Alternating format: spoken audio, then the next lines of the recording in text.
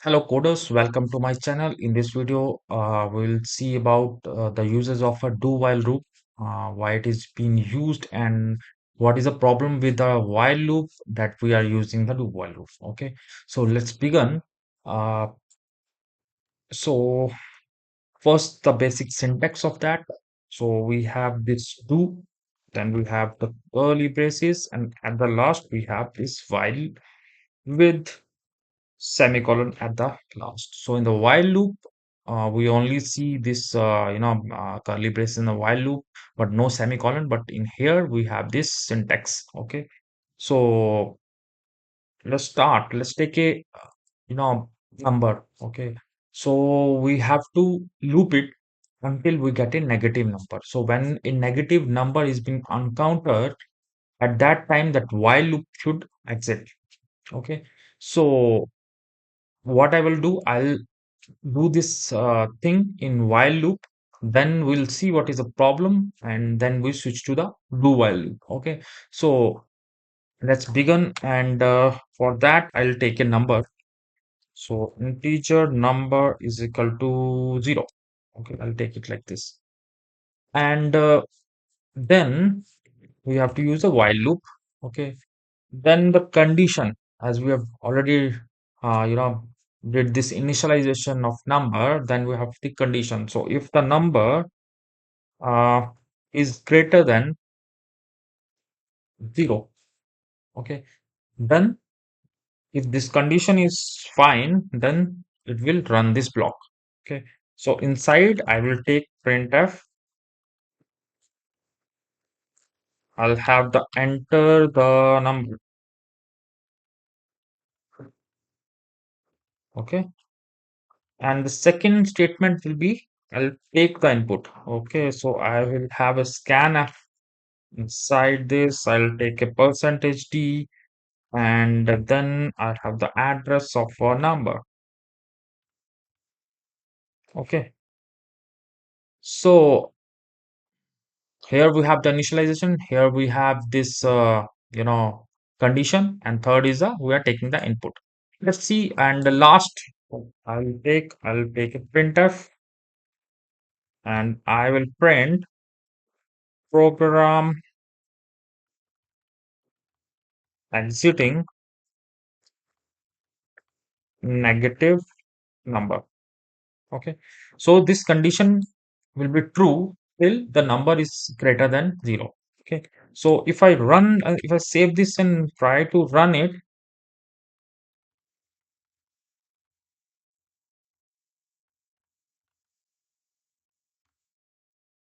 okay, so I straight away goes to this program exit and negative number. So no enter the number, so that the program is not entering this section. Why? Because the number is 0. Okay, so the input needs some number that is greater than 0, then it will be there. Okay, so for that, what I will do, I will take input before that as well. So here, to enter in this condition, I have two options. Okay, so first is this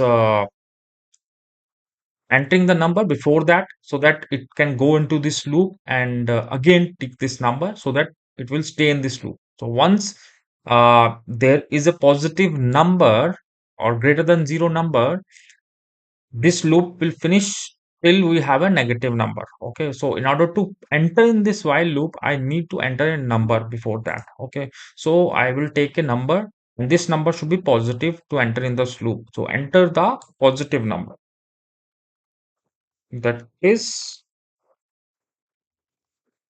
greater than 1. Okay, so if I save it again, and I'll compile it. Okay, okay, so enter the number that is greater than 1. So I will enter 2. Okay, now it will get into this loop. Okay, then I enter, uh, you know, 5, again, price 8, 4, 7. Now I enter the minus 1. Okay, so this program get exited because of this negative number. Okay, so what is the problem in here? So we need a positive number to enter in this loop, or a number that is greater than 0. So what I will do, one more possibility of this is we have to change this initialization so that it can enter this while loop. So it will create a confusion. Okay, so you don't, you have to remember this thing every time when you are using this while loop. So in order to avoid this condition of having a positive number before entering this number, what I will do, I will change it to a while loop. So how to change it in a while loop? So I will take it from here and I'll put it here with a semicolon. And here I'll put do. Okay. So this time, what it will happen? So I'll comment this. This is not needed now. Okay. So this way, what is happening? This initialization is same, right? So we'll enter in this do once. Okay. So do while advantage is, in spite of while, is like this block will be executed at least one before checking the condition. Okay, so here, uh, as we enter in this do loop and here we run this statement, we get a positive or a negative number.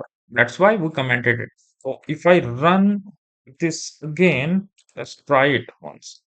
So I'll compile it and run it again. Okay. Oh, this time you are entering into this block. Okay. And now if you put 9, 4, 7, 0, program exited. Okay. So this is how we can use this tool while loop. So thanks for watching this video. Let's see in the next video. Thanks.